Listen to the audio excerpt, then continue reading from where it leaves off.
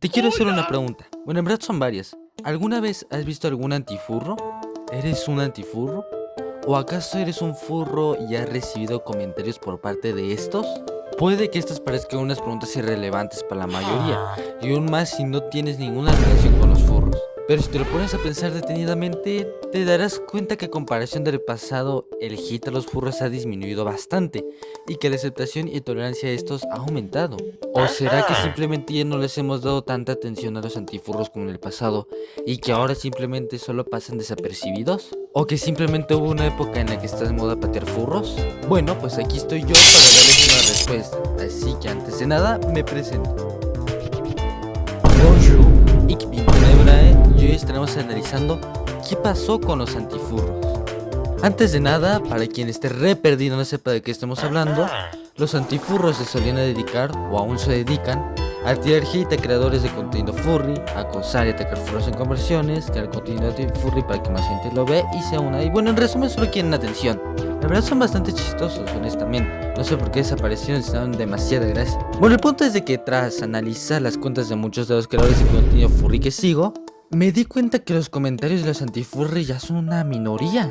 Y en verdad me costó demasiado encontrar comentarios de antifurries. Y sí, puede que los mismos creadores influyan en estos datos, ya que pueden banear a los antifurries.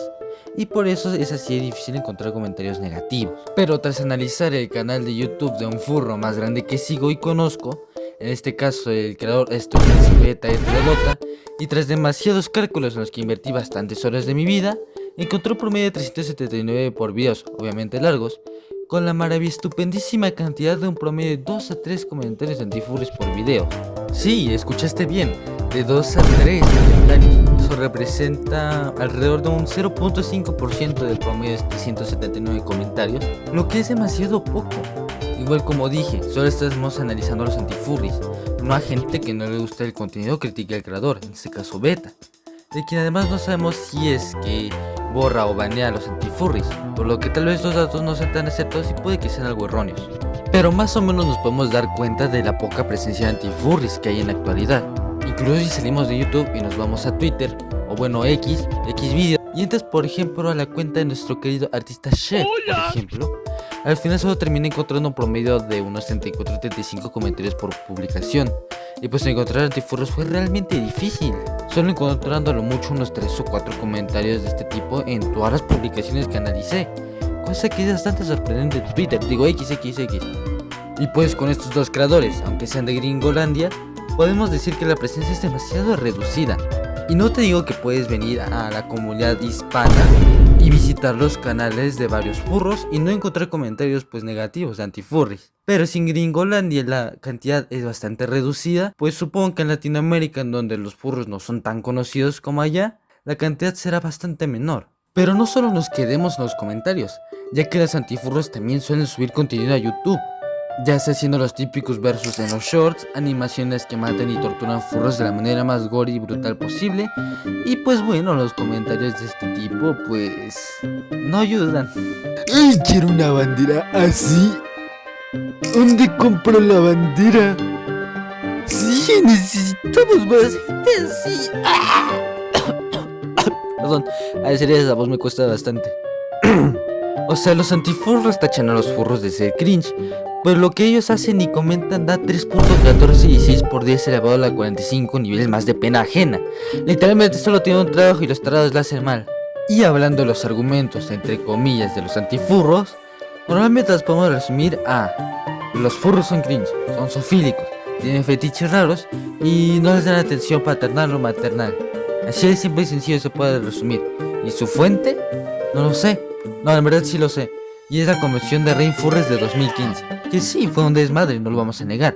Ocurrieron bastantes cosas malas. Pero ¿ese es tu único argumento? ¿Tu única fuente? Es como que estás te lo creería si me dieras más fuentes, que si me citaras otras cosas malas que han hecho los furros. Por ejemplo, Quiero de Wolf. Pero estar generalizando a todos los furros solo porque uno hizo algo malo, pues también demuestra tu poca capacidad de pensar. Y volviendo al contenido, pues sí, estos videos reciben millones de vistas, pero estos son de hace 2 a 3 años. Y muchos de los comentarios pues de hecho están burlándose de los mismos antifurros.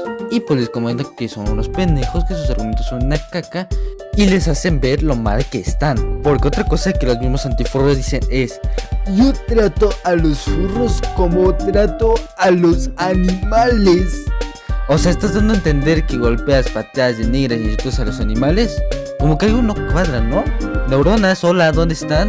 ¿Están aquí? No, pues no hay nadie, se fueron, está vacío. Y ahora sí, es el momento de responder a la pregunta de ¿qué pasó con los antifurries tras todo este contexto que tuvimos? La verdad es solo relleno, pero sí. Pues como vimos en los comentarios, argumentos y contenidos de los antifurries, en la mayoría podemos deducir que son adolescentes o niños que buscan pertenecer a algo, sentirse importantes. Y pues como están chiquillos, pues en sus mentes pensaban que tirarle mierda a una comunidad que sería de lo común y en la que la gente se puede expresar como ellos fueran, sería una buena idea y que los haría ver bien, más masculinos, más rudos, más sigmas. Pero pues ya vimos que no, aunque no todos son niños, ya que muchos de los antifurros también son furros escondidos, que quieren llamar la atención o que son inseguros y que quieren que los acepten en el fandom pero no saben cómo hacerlo. Y pues en el peor caso para los antifurros, muchos de estos se terminan convirtiendo en furros, porque no es novedad que los antifurros desayunan, comen y cenan contenido furry, lo que al final termina siendo que les llame la atención y se conviertan en furros, lo que pues al final no es una sorpresa para nadie. Y con todo esto que podemos sacar de moraleja o conclusión, nos vamos a preguntar a la rueda de la moraleja. Bueno, fuera de bromas, el hate hacia gente que es feliz y no hace nada malo mayormente siempre va a existir, ya sea por gente aburrida, insegura y que está amargada, o por trolls que pues les gusta trolear.